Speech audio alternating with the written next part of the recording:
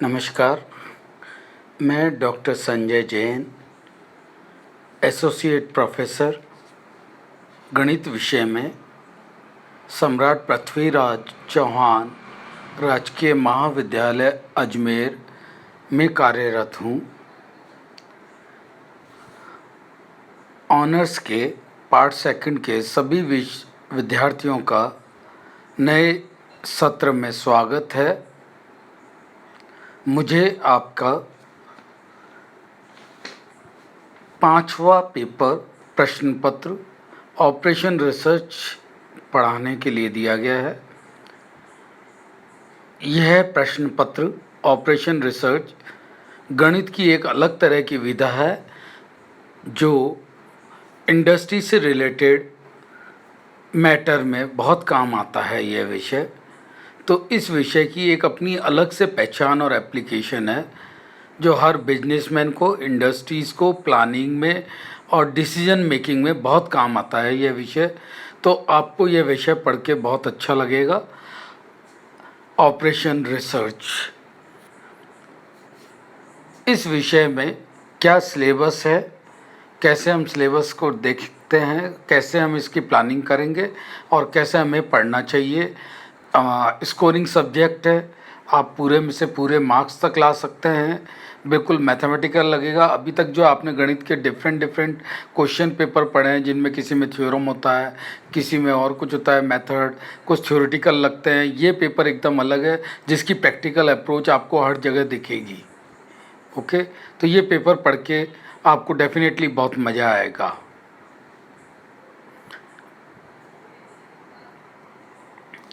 सबसे पहले हम इसके सिलेबस पे बात करना चाहते हैं। क्या क्या सिलेबस है, हम क्या पढ़ेंगे और एमडीएस यूनिवर्सिटी ने इसका क्या सिलेबस निर्धारित किया है। चूँकि हमारा महाविद्यालय एमडीएस यूनिवर्सिटी के अधीन आता है, अफिलेटेड है, इसलिए हमें उसी सिलेबस को फॉलो करना पड़ेगा। सिलेबस जानने के लिए सबसे पहले हम एमडीएस यूनिवर्सिटी की वेबसाइट को ओपन करेंगे जो कि mdsuajmer.ac.in या www.mdsuajmer.ac.in पे जाके हम विंडो ओपन कर सकते हैं, या गूगल पे भी आप direct MDS university Ajmer type करके सर्च करेंगे तो आपको इस साइट पे पहुंचा देगा। इस साइट को जब हम खोलेंगे तो ये वाली विंडो हमको दिखेगी। इसमें यहाँ पर आप देख रहे हैं एक वाइट रेक्टेंगल आपको दिख रहा है जिसमें काफ़ी सारी लाइनें हैं, जिसको हमने येलो एरो से भी दिखाया है जो मेन्यू कहलाता है। इस विश्वविद्यालय के इस मेन्यू वाले पार्ट को जब हम क्लिक करेंगे तो बहुत सारे सब मेन्यूज़ खुलेंगे। यहाँ देखिए आप, जो ही हम इस पर क्लिक करते हैं तो ये बहुत सारे मेन्यूज़ खुल रहे हैं इसके। About us, academic, administration, admission, facilities, examination. और जब आप एग्ज़ामिनेशन पे क्लिक करेंगे तो इसके 3 सब सेक्शन और खुलेंगे, notification, syllabus, examination portal and so on. इस एग्ज़ामिनेशन के सब सेक्शन में सिलेबस एक अलग से लिंक आ रहा है। जो ही आप सिलेबस को क्लिक करेंगे, जब हम सिलेबस को क्लिक करेंगे तो ये सिलेबस पे ले जाएगा हमको। ये देखिए, जब हम यहाँ सिलेबस पे पहुँचेंगे तो हमें बीएससी ऑनर्स के सिलेबस पे जाना है, बीएससी ऑनर्स साइंस के सिलेबस पे, और ये आपको रेड एंड सर्किल दिख रहा है। इस पे जब हम क्लिक करेंगे तो हमारे पास बीएससी ऑनर्स का सिलेबस खुलेगा। ये इस तरह से सिलेबस खुल के आएगा और इसमें हम ऑनर्स के सिलेबस पे पहुँचेंगे। और यहाँ पे इस सिलेबस में सबसे पहले फिजिक्स, केमिस्ट्री और फिर मैथमेटिक्स दिया हुआ है। तो मैथमेटिक्स के लिए हमको फिजिक्स केमिस्ट्री के बाद में मिलेगा। ओके, हिंदी में, इंग्लिश में, दोनों में दे रखे हैं इसमें। ये देख सकते हैं जैसे हमने कोई एक सिलेबस खोला, ये इंग्लिश वर्जन है और इसी तरह से ये हिंदी वर्जन में भी अवेलेबल है। ऑनर्स के सिलेबस शायद अंग्रेजी में ही अवेलेबल है। ये देखिए ऑनर्स के सिलेबस की स्कीम क्या है। आपके 5 पेपर ऑनर्स के हैं। पहला पेपर है एब्स्ट्रैक्ट अलजेब्रा, दूसरा है डिफरेंशियल इक्वेशन, तीसरा है मैकेनिक्स, चौथा है स्फेरिकल एस्ट्रोनॉमी और 5वां पेपर जो हम पढ़ने जाएंगे या हमें पढ़ाने को दिया है दैट इज़ ऑपरेशन रिसर्च। ये 5 पेपर आपके चलेंगे। इन 5 पेपर की जो स्कीम में आपके पास है टीचिंग आवर एग्जामिनेशन, ये मैक्सिमम मार्क्स 100 करके 500 का है और 40% पासिंग मार्क्स के हिसाब से 200 आपको लाने हैं। ये 16-17 का MDS का अपलोड है वहाँ पे, जो अभी तक वही चल रहा है। अभी इसमें कोई चेंज हमें प्रतीत नहीं हुआ है, और कोई चेंज होगा तो हम साइट पे जाके देख सकते हैं, या जब भी चेंज होगा हम उसको अवलोकन कर सकते हैं। अभी हमें इसी पे बात करनी है कि ये 5 पेपर हमें सेकंड पेपर के सेकंड ऑनर्स पार्ट में पढ़ने हैं।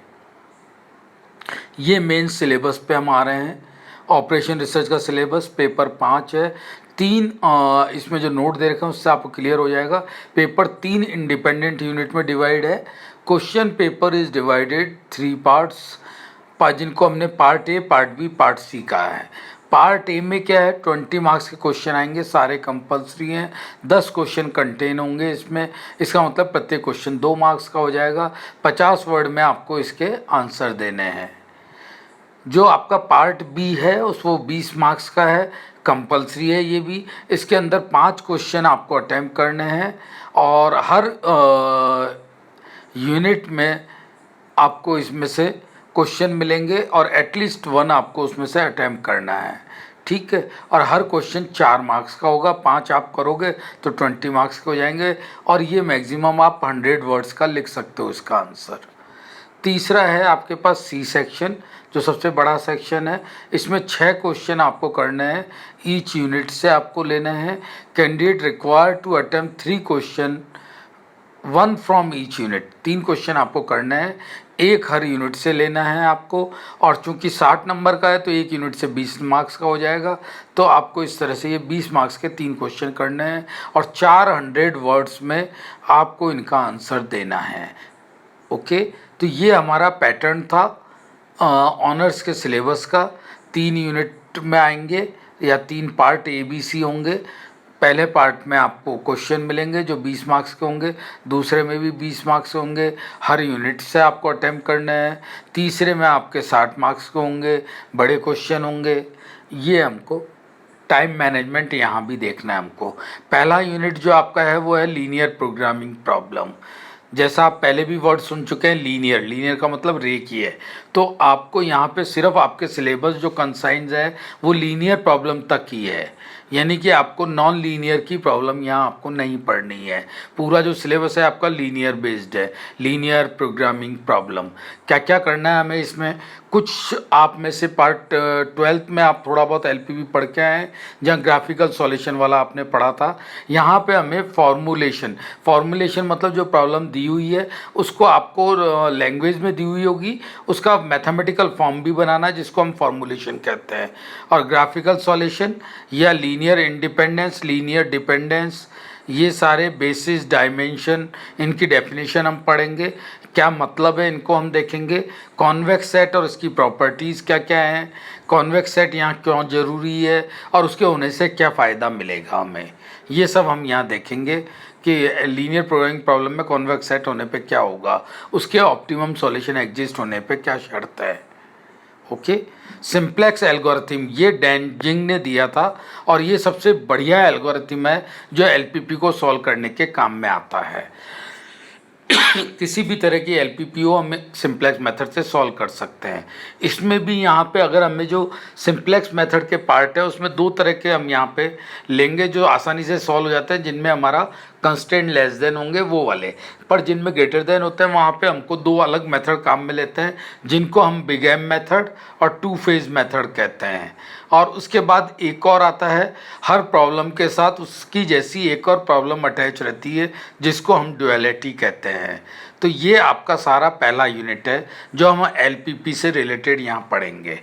यूनिट सेकंड जो आपका है वो शुरू होता है जब हम सीधे सीधे हमारी प्रॉब्लम सॉल्व नहीं हो रही है, कोई उसमें कोई प्रॉब्लम आ रही है, या कुछ और हमारे मेथड लगने हैं इस तरह की जिनमें कोई प्रॉब्लम आती है, सिंप्लेक्स मेथड से सॉल्व नहीं हो पा रहे हैं, या सिंप्लेक्स मेथड उस पर अप्लाई नहीं हो पा रहा, तो ऐसी प्रॉब्लम्स को हम डीजेनरेसी कहते हैं कि प्रॉब्लम सॉल्व ही नहीं हो रही है, या ऐसे डेटा हैं जिनसे हम ऑप्टिमल आंसर नहीं निकाल सकते, तो उसको हम डीजेनरेसी कहते हैं।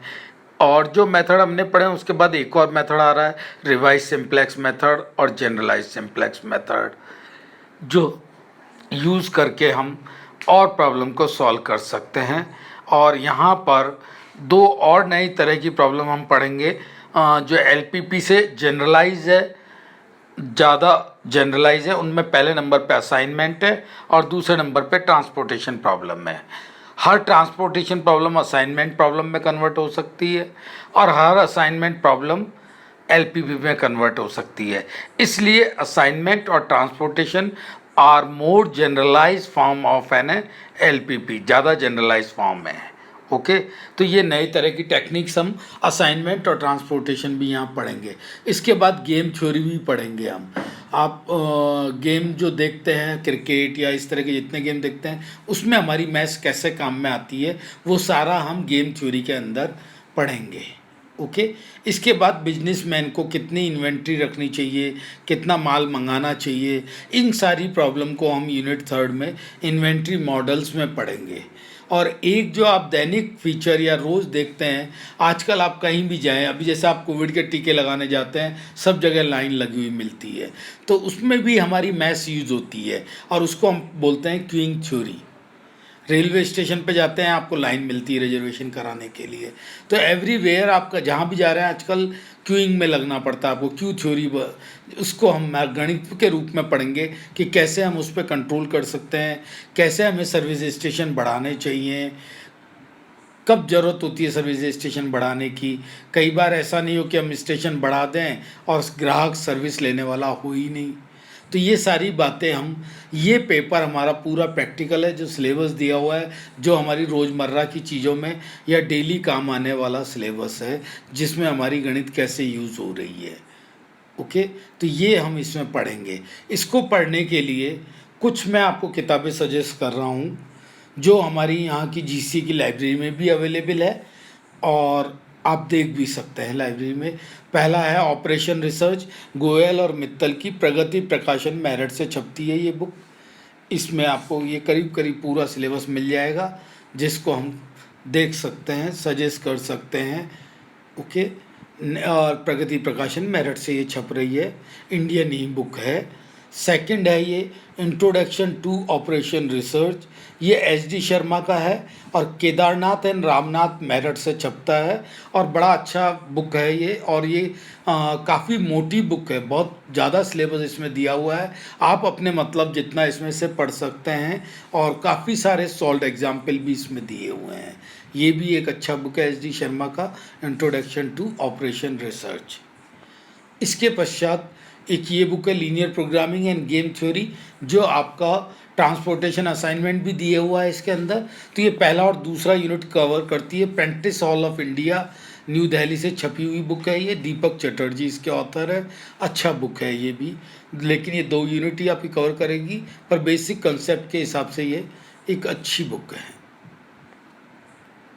इसके बाद एक बुक है ये के गुप्ता की है, बुक R.K. गुप्ता की, ऑपरेशन रिसर्च, कृष्णा प्रकाशन मंदिर मेरठ से छपती है ये बुक। और ये भी एडवांस लेवल बुक भी है और चूंकि आप ऑनर्स के स्टूडेंट हैं तो आपको ये पढ़नी चाहिए और जाननी चाहिए एडवांस लेवल की भी, क्योंकि पास कोर्स वाले बच्चों के इससे कम सिलेबस है लेकिन ऑनर्स वालों के ज़्यादा है, तो ये भी आपके लिए यूज़फुल रहेगी। तो ये 3-4 किताबें जो हमने इंडियन ऑथर्स की पढ़ी हैं ये सब लाइब्रेरी में अवेलेबल है, आप देख सकते हैं और इनसे पढ़ सकते हैं।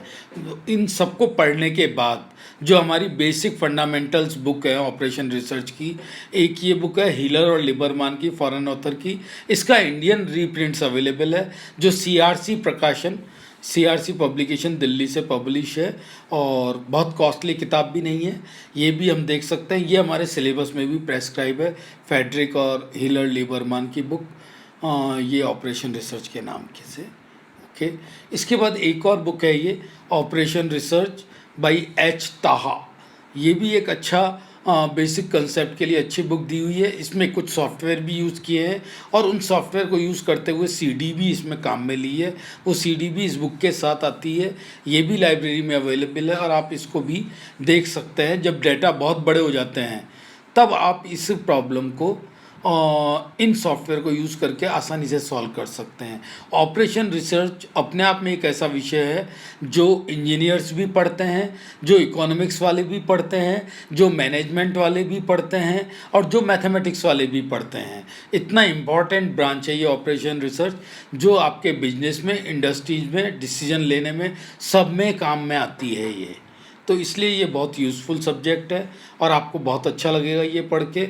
और कोशिश करेंगे कि आपको इस सब्जेक्ट में बहुत इंटरेस्ट जगे और आप आगे तक इन फ्यूचर आगे भी ऑपरेशन रिसर्च से आगे एमएससी करें। कुछ ही कम विश्वविद्यालय में इंडिया में ओआर में प्लेन एमएससी होती है अलग से, जिनमें दिल्ली विश्वविद्यालय, आगरा विश्वविद्यालय और कुछ सेंट्रल यूनिवर्सिटीज़ भी हैं जहाँ पे ऑपरेशन रिसर्च में एमएससी हो रही है। तो ये अपने आप में एक विषय है जो आप अलग से ले सकते हैं और इसका एक प्लेसमेंट में भी बहुत बड़ा रोल है।